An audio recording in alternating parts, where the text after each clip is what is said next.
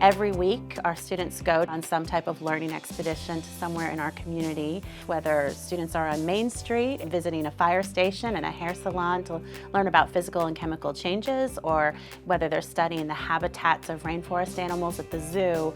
The learning that takes place in their classroom then comes to life through these expeditions. We are partnered with 7 museums. We work with their educators to help enrich our curriculum and to find connections that are natural. We went to the zoo for one of our learning expeditions. They offer a lot of rainforest animals.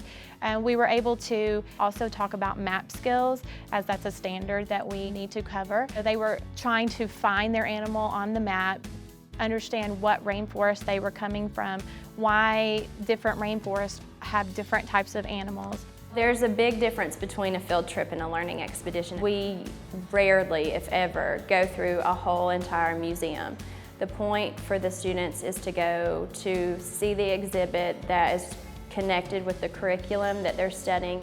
We go not only to the museums, some of our others have been just community partnerships.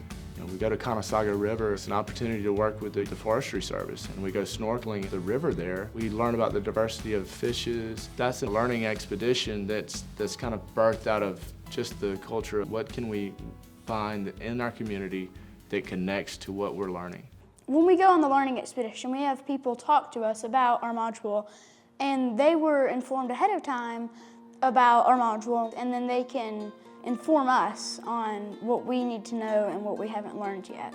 I really like going on the learning expeditions and getting to interact with the actual things. Like when we went on the Trail of Tears, we got to walk and experience how it felt. When we got off the bus, we got a card with our Cherokee name and where we lived in Tennessee.